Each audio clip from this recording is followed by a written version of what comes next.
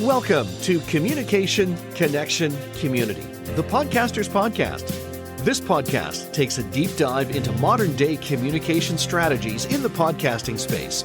We chat with interesting people who make the podcasting and speaking spaces exciting and vibrant.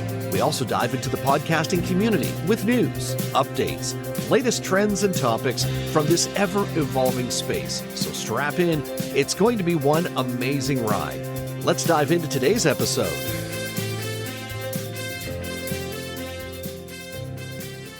And my guest today is Mickie Kennedy, an expert at helping small businesses, authors, and startups increase their visibility and credibility through Tier 1 press release distribution.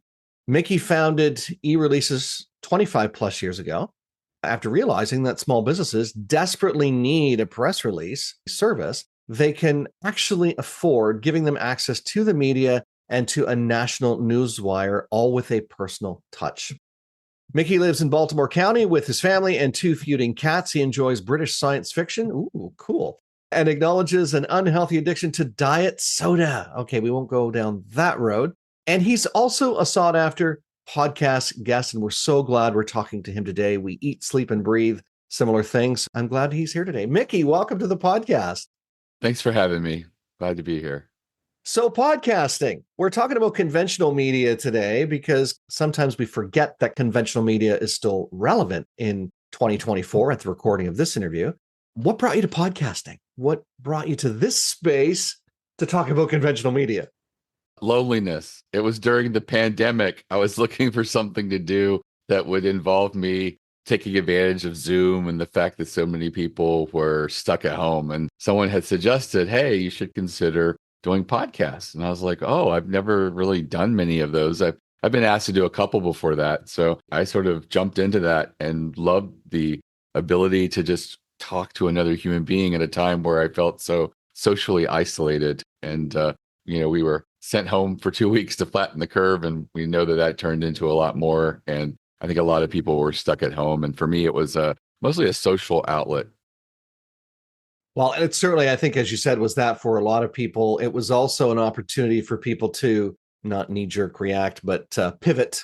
It was an opportunity for people to pivot, if for no other reason they had to. They had to pivot in their businesses and do something different. And a podcast, certainly, whether it be as a guest or whether it be as a host, certainly made sense. Obviously, you dove into the guesting seat, which is phenomenal. It's a great place. I always say, as a guy who runs a podcasting agency, if you don't want to hold your own show, at least go get on some, because it's an opportunity to get the word out there, elevate your credibility, build your brand, build your business in a platform that's still rapidly expanding. So I'm glad you're here, and I'm glad you're a sought after guest. It's not only providing companionship, but your messaging within this space, I think, is so very relevant, because I don't know how you feel, but I feel, having worked in the media, that we're sometimes forgetting about it. Actually, let me rephrase that.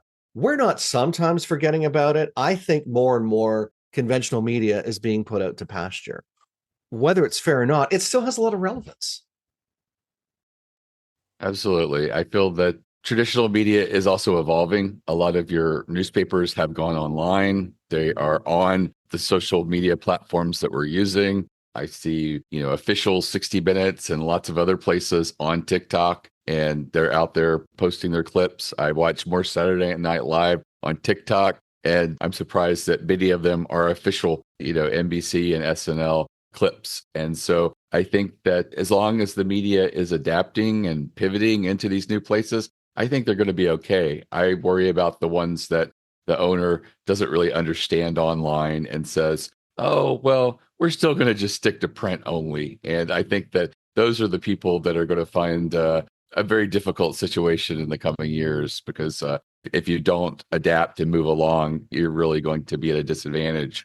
I actually recall talking with PR Newswire, that's our newswire partner, many years ago, because I had a blogger come to me and say, is there any way you could talk to PR Newswire? They will not give me journalist access to their press releases. And, press releases are publicly available on PR Newswire, but the journalist access gives you the ability to customize your feed and you can really tailor it to exactly what you want, keywords to exclude, keywords to include. So it's very specific to you. And that's the value of it. And they were like, so Mickie, why should we do this? And I said, well, for one, this person interacts with an audience is bigger than the leading trade publication in that industry. And they're like, where do you get those numbers? I'm like, they're right here. I'm looking at, a couple of these data points. And when I exposed that to them, they were really shocked and they went back and said, you're right. We're going to finally start being more inclusive of bloggers. And so I was pleasantly surprised that they had told me recently, I was like, oh, yeah, we have probably more Instagram influencers who cover fashion than regular fashion magazines and trade publications. And for them, it gives them access to images, photos, as well as videos of breaking fashion news. As soon as a fashion brand sends it out, it's available on the wire and it's a very specific place that people aren't browsing. And so these influencers get that the moment it breaks and they report it. And, probably before many of the trade publications, they're a little slow at the switch. And so it really gives them a huge advantage. I follow someone on TikTok called Snackalator who does a weekly roundup new snacks hitting grocery store shelves. And he solely gets his information from press releases, and the images and photos are from those that are included with the press releases. So social media is a new media platform for press releases and PR. And I think it's really amazing that they recognize the value of the newswire. In the United States, we have a duopoly of press release newswires. It's Business Wire and PR Newswire. And so journalists are fishing basically in two ponds. Third player, Globe Newswire, was doing well, but I think the last 10 years hasn't been kind to journalists. And so many of them are less likely to go to a third place to look for stories. And so that they've pivoted to say, hey, if you're a publicly traded company looking to meet disclosure, and you really don't want a journalist looking too deeply into your financials, just stick with us. You'll save a lot of money. And that's been a nice pivot for them. But I think that for anybody else, you really want to be in one of those two places. And with e-releases, you get on PR Newswire and it's substantially cheaper. They approached me probably 15 years ago and said, we like what you're doing. I was emailing press releases directly to journalists. And they said, we'd like to support you. How about we offer you a discounted local or, city or state distribution? And I said, no, thanks. My customers want national media attention. And, they charge $1,600 for a 600-word press release. And I was charging like $300 at the time. And so we were so far apart that even if they gave me a big discount, it didn't seem like it would work. But one thing that I noticed in my talks with them is they had mentioned they have an overnight editorial team that has to be there in case there's breaking news or they need to get something out to Asian markets. But they said that 90% of the time, they're doing nothing. And so I said, why don't I start scheduling my releases for the next business day? And your overnight team can set them up and format them and put them on the wire overnight and get them prepared for release in the morning. And that way, there's no additional labor involved with handling my releases. And at that point, they finally took it seriously and gave me a price that I was able to do.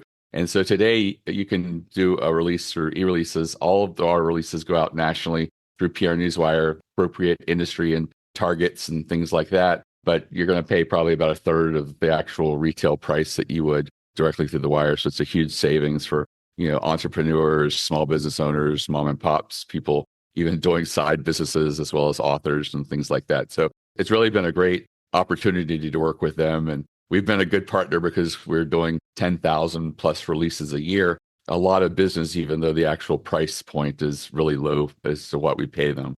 So they're quite happy you're providing that for them, and they're more than happy to meet you halfway or meet you somewhere in the middle. So that, I think that's one thing that you mentioned is, to some business owners, to the small, as you said, the mom and pops or the folks running a side hustle or the folks who are just small independent businesses, solopreneurs, they don't have deep pockets, number one. And number two is they probably perceive the large, especially the larger media, right? The national media to be out of reach. It's not within reach. Why would I even consider sending something unless they absolutely have to? And then that's where it's almost like it's a stumbling block because the perception is it's out of reach. So I'm just going to leverage my Facebook or LinkedIn communities. And maybe if I'm publishing a book, for example, I'll get on some podcasts. There's nothing wrong with that. I totally approve of that. But then there are other ways to, again, like you said, get the word out. It's not as far away as we perceive it to be. Yeah, absolutely. I think that if you break it down, media starts locally. And so you're lucky enough to have a functioning local paper, maybe a business magazine or business newspaper. There's opportunities even in your local market. And when it comes to local, I do tell people that this is some of the easiest media for you to get. And if you think about it, you really are tasked with building a local Rolodex. It's probably less than 10 people. Find out who at your local paper writes and covers your industry.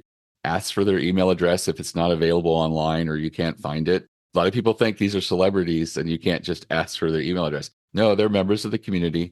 And if you approach them and say, hey, I want to occasionally send pitches to them, I'm a local business, they should gladly give you that email address. Same thing with the business magazine or business newspaper.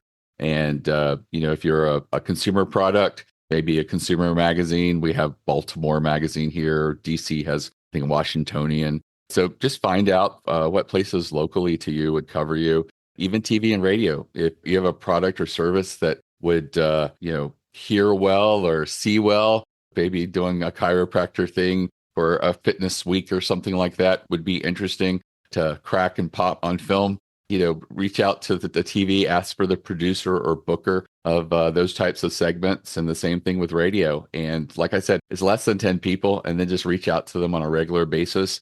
You may find that nothing much happens the first 6 to 9 months. You doing this maybe every 2 or 3 months, reaching out. But after a while, you'll find they reach out to you because they'll work on a story and they'll say, it would be nice to plug in a local business here. And I remember this chiropractor kept emailing me. Let me go find their email and reach out to them. And so it really is, once you get hooked, they find they can get an amazing quote from you. And that's one thing. Always spend a little extra time on the quote.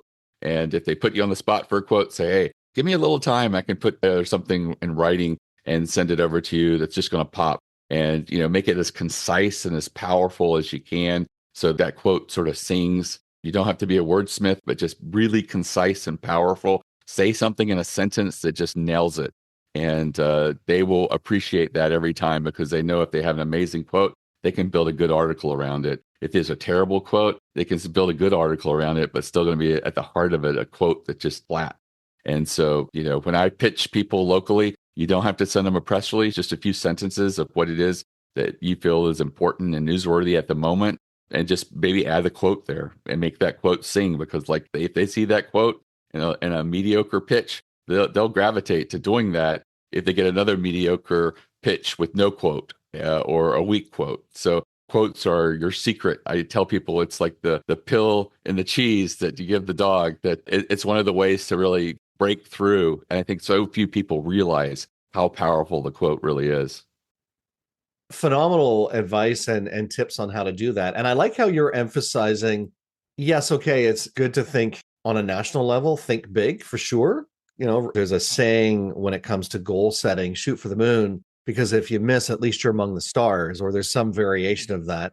But still, don't underestimate the power of what's in your own backyard, your local media, those local publications, be they the newspaper, if your community still has a local paper. Some have closed up and they're not as local as they used to be, but find out what those local publications are. Like you said, if you have a local television station or a local radio station, I know here in Canada, they're under mandate that they have to have, as a promise of performance, to have so much local content. It can't just be, music that's from all over the place. They have to provide so much local content, be that news, be that interviews, whatever it is. So don't hesitate to do it. And the worst that'll happen is you'll get a no.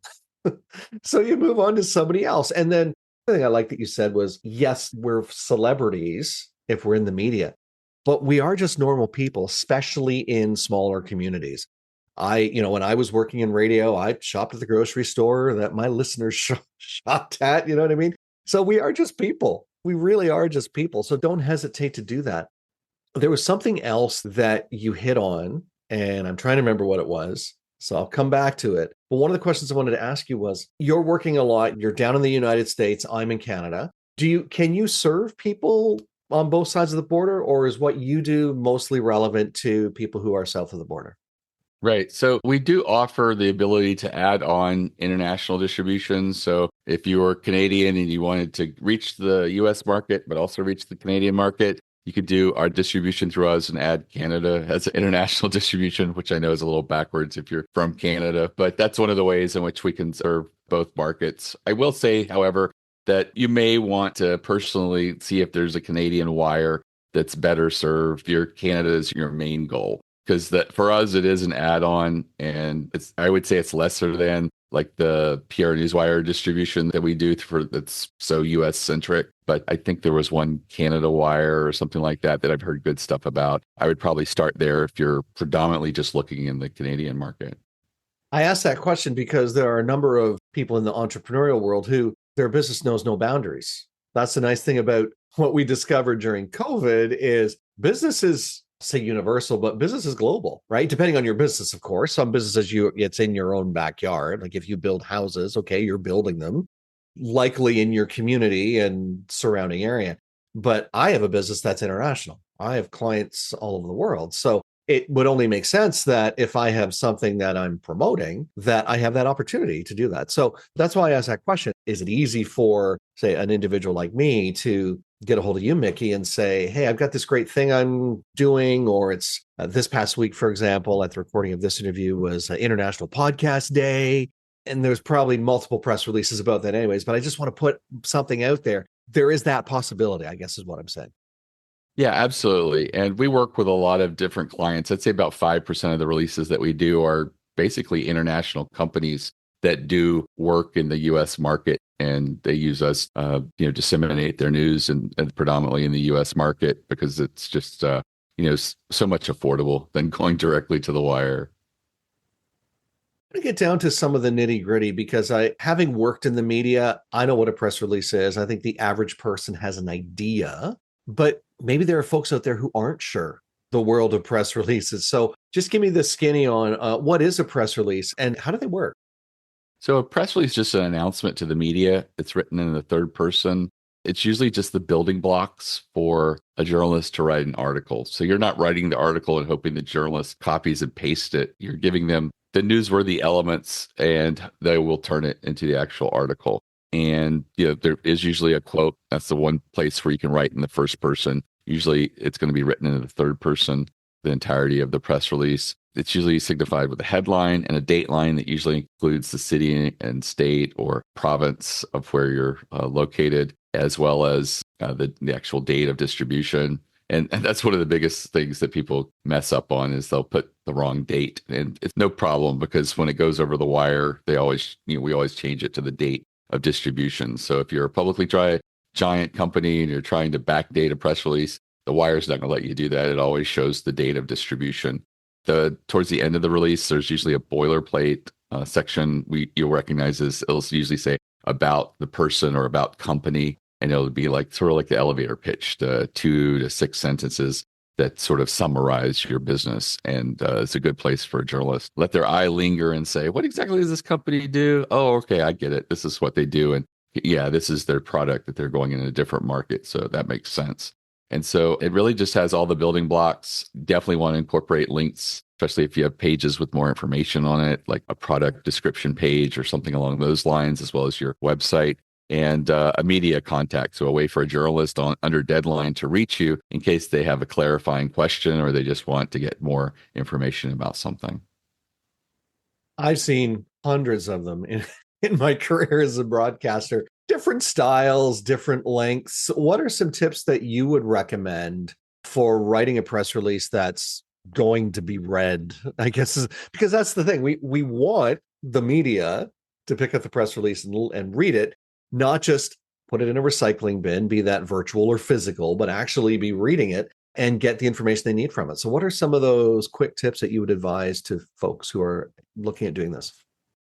Stay under 500 words. I think that's appropriate for everybody. There are always exceptions. I did one release that had 4 founders, and each of them had the zaniest, most weird origin story of how they got involved in this. And I was like, well, here's an exception where we're going over 500 words because I could just see the media being really delighted with these little sections about each of them, how they all ended up in this one little business that you would think is not relevant to any of them. But it was one of the places that I felt earned more words in that instance.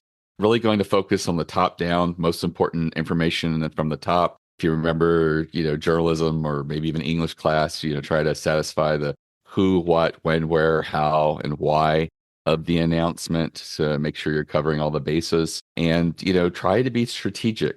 Journalists work in their writing a story arc. They naturally want to cover a story. And what does that mean? It just means that it rises and then it falls. There's a conclusion.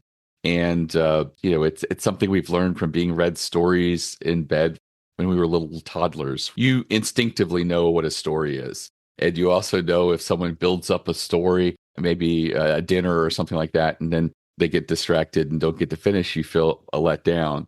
And so a journalist's job is to sort of satisfy their readers or viewers and, sort of talk about a product or service and then talk about, in conclusion, if you want to learn more, you could go to this website or you can find it. And, things like that's the sort of like the tail end of their thing. So make sure that when you are giving them this information, there's the building blocks for a story. The most common press release that we get at e-releases is a product launch press release. And it's usually, here's a product and here's a list of features. Here's a page to learn more.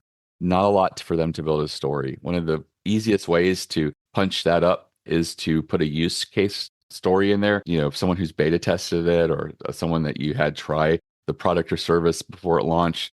What did it look like before they went into it? What was the outcome? Ideally, if you have some data points, like, hey, this company that was struggling after 90 days was able to forecast a 9% net profit. And for them, that's, really big. And here's a quote by them talking about how easy it was to implement or something along the lines of how good your product is. And that can really punch it up and create more the meat for them to have a story to build into their article. And also, take publicly available data points that are out there. Like, not only did this company struggle, the truth is 73% of all new businesses in this sector fail within the first 5 years because they can't get these costs under control. So that just shows the stakes of why your product or solution is so important. So think about, you're trying to satisfy your need to promote and get more customers and leads, but you kind of have to also recognize the journalist's goal of just finding information that's going to either educate or entertain, or ideally both for their audience. And you have to sometimes go back to your release and redraft parts of it or incorporate stuff that is going to give them more for them to be able to say, yeah, this would be really compelling. I would want to share this with my audience. I've found too, and thank you so much for sharing that detailed information as to how to make how to craft a winning press release, one that will get read. I also found sometimes two things: not enough information or not enough relevant information to create a story about, or even talk about as a broadcaster, on the air, not just in news, but just talk about it on the air. Great new product out. That's all I have. But the other thing I found was too much information, too much detail, almost like it's a technical journal type press release that's 76 pages long and truncate the information for me. Does that happen sometimes too, that you find there's too much information? Especially with electronics, a lot of people want to put all the specs and everything into the press release. That is quite appropriate to send them to a product page where all that information is available. And you can clearly make that known in the press release for complete specs and, breakdown, including components of this product. Please visit and send them the journalist there. The journalist is not going to be offended that they have to click on a link for the few people for whom that information would be useful. But for the overwhelming majority of people, that's going to be a big distraction if you were to include all of that in that actual press release. Phenomenal. I'm glad you shared that. I'm glad it wasn't just me that on the other side of the desk reading them sometimes, and it would be, can't believe there's this much information here. Okay, we're in an AI generated world. It's very easy now for folks to just go to ChatGPT and say, hey, ChatGPT, write me a press release for XYZ. So what are some helpful tips to leverage AI appropriately without having it damage the integrity of not only my business and my brand, but even the press release I'm putting out there? So number one, anything that AI writes for you, read it and fact check it. Don't assume that it's all going to be correct. But the big thing is, because we're writing a press release for the media and it's not the end product is a journalist writing an article, I feel AI is completely appropriate. Now, if I don't feel appropriate putting AI written blog posts on my website because, Google's pretty smart and they can tell it's written by AI. And Google hasn't really decided yet what they feel about AI content.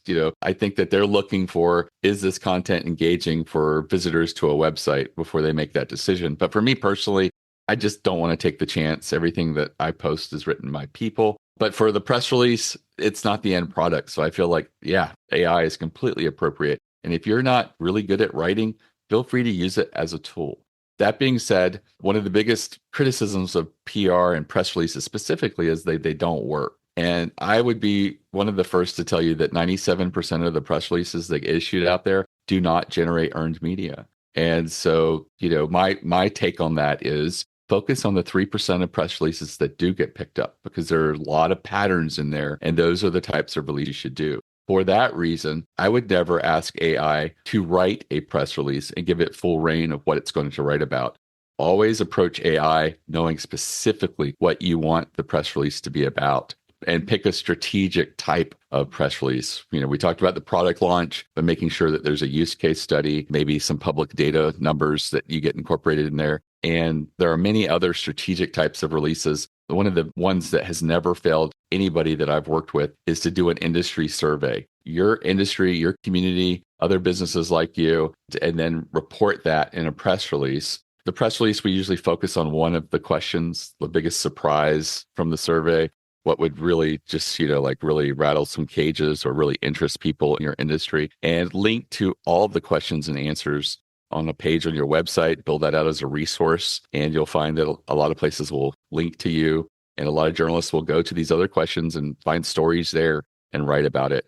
Generally, when you do that, we usually see between 8 and 14 articles from that one press release almost every single time. The least a customer that I've coached has ever gotten is 4, and they were in the biometrics industry. So they were very happy with 4, and they said there's not a lot of people at the time that was covering biometrics, at least as specific as of a product that they had. And so, focus on a really strategic release, and then approach the AI saying, hey, I want you to write a release about this specific topic. That is the most important thing, because AI has been trained on all the bad releases out there. And so it's going to write a bad and mediocre press release among the 97% that don't get picked up, just like poetry. Backstory, I was trained as a poet in college. In graduate school, I went to a creative writing program specializing in poetry. And I've looked at AI and poetry, and it writes the worst poetry. Even when you tell it not to rhyme and use free verse, AI is horrible at it, because it's been trained on the 97% of poems out there on the internet. Actually, I'd probably say 99% of the poems that are on the internet are mostly just user submitted stuff, and they're not good. And even when I tell it to invoke a style of really well-known poets with a legacy of a lot of content that's on the internet, it's still not very good. But that being said, tell the AI what the subject of the press release is, and then say, how would you structure a press release like this? Have it then organize the structure and what should be covered with each. Then have it build that piece by piece. Say, okay, now give me 10 headline options for this press release. And if you're happy with one of those, you can then move on. If not, say, hey, the closest that you got was this one. Rewrite 10 headlines or 5 headlines similar to this, but give me different options. And then break it to, now write the first paragraph, the opening paragraph of this press release. And if there's something you feel like should have been in that first paragraph, because we're going to work top down, most important thing first, that they didn't cover, hey, you didn't really include this, give me that. And then when it gives you that, say, okay, now give me 3 versions of that same paragraph. But, pause between each paragraph and say, what could I do or leverage here that would make this next paragraph even stronger or more inviting or intriguing for a journalist? When you ask AI to slow down and pause and think with an actual activity between versions, you really get good stuff. If you just say, give me 3 versions of that paragraph, it'll spit out 3 versions. They're all going to be very similar. But when you tell it to pause and actually try to improve upon what they just did, I find the results are so much better. And then just approach that paragraph by paragraph and spend a little time on the quote. You may find that you may have to get in there and really juice up the quote a little bit, because again, I've mentioned the quote is one of those strongest things that can really make your press release or even a pitch stand out. So spend a little time with that, spend a little time with your headline. And at the end of it, I think you can end up with a really good thing. I've talked about how I do it, and it seems like, oh, that's a lot of work. I do these on average between 12 and 20 minutes. I will take example press releases where I had a customer, tell us what they want announced and been able to build it out. And the most I've ever taken is 22 minutes. And it was the one company had 4 founders, and they each had like really, really interesting stories. Like it was a tech business, but one was a journalist. I think one was a clown, a professional clown. But they were all just really weird how they all ended up bringing a little bit of their experience and creativity and polish, and it just worked seamlessly to build out an amazing little product. And so I felt like we had to spend a little time there on each of their stories because I felt like that would be really a great entry for a media outlet to cover. And so I say AI is good. Lean on it, ask it to pause and give it an activity like, how can you improve on the next version that you give me is a good enough activity for it to pause and consider. And I think you can really find that if you beat it up a little bit, AI can really come up with a great press release for you. Wow. Oh my goodness. Some amazing insights, Mickie, on the world of press releases and their value. Certainly ways to go about it, not just doing it, but some tips for doing it right. Leveraging AI, a very good description there. And I like how you reinforce this doesn't need to take hours upon hours. It can take, as you said, 22 minutes, 30 minutes, whatever. It shouldn't consume your whole life. But definitely do take the time to do that. So, oh my goodness, we could probably chat all day about this because, as I said, having worked in the media, I've seen several of them. I could show you battle scars from some of the ones I haven't recovered from, and you probably have stories too, but we'll save that for another day. How can people reach out to you? How can they get a hold of you? How can you support them on their journey? Sure. So our website is ereleases.com. All of my social media is on the lower right. We're accessible by email, chat, and by phone. And it's only editors. You're never going to deal with salespeople at eReleases. And they're all, empowered to tell you if we don't feel like we would be a good fit working for you. But we help people with their first press release, their first PR campaign every day. And to that end, speaking of first PR campaigns, I always tell people, if you're going to judge PR, don't judge it by one press release. You want to do a PR campaign of 6 to 8 releases. And that way you're trying different approaches and trying to figure out what the media will engage with, because the media is not going to engage with every press release. But if you try different strategic approaches, and to that aim, I have a masterclass that's completely free on the strategic types of releases that do get picked up. So I'm talking about the 3% of releases that do get picked up time and time again. There are many patterns within them. I mentioned briefly the survey, but there's several others that you can look at. And that's at ereleases.com/plan, PLAN. And again, completely free. And it's a video that's less than an hour because I think I'd signed up for a class 2 years ago. And when I got it, it was 60 hours of video. And I don't have the time or bandwidth for this. And so I knew that if I did this masterclass, I have to realize I'm competing against people who are used to, watching stuff on TikTok and Instagram reels and things like that. So I made it very accessible. It's less than an hour long video, and you should be able to walk away with at least half a dozen strategic ideas of press releases you could be doing for you and your business. And I look forward to people giving PR a try, because when you do get picked up with earned media, it's like credibility through the roof. People really see you as elevated and they want to work with you and support you. It's not unusual for my customers to get traffic that converts from these articles at 50%. And, I know most people who have landing pages that don't even do 5% conversion rates. So there is something magical that happens when a journalist writes about you. It does create this sort of like radius of trust. And that's very valuable and something that works with the leads and customers that come from the article. But then if you take that link and share it with your own leads, you're going to convert more people than you normally do. You take that link and you share it with your customers, you're going to reduce your churn rate, because people who are always like, I've liked working with this company, but maybe we should consider someone else just to shop around this year. They're going to say, nah, we're with the right company if they read that article and get that sort of emotional response to it. And of course, if you do have questions or challenges, or you need to tap into Mickie's services, don't hesitate to reach out to him. But thank you. That masterclass is a phenomenal opportunity there. And I like how you said that there are others that go on for it's almost like a war and peace version of a masterclass. So thank you for keeping it nice and simple for our listeners. So I really, really appreciate that. And I'm glad we've spent this time together. It's been an amazing conversation. Mickie Kennedy, before I turn you loose, dive into press releases, I'll give you the final thought.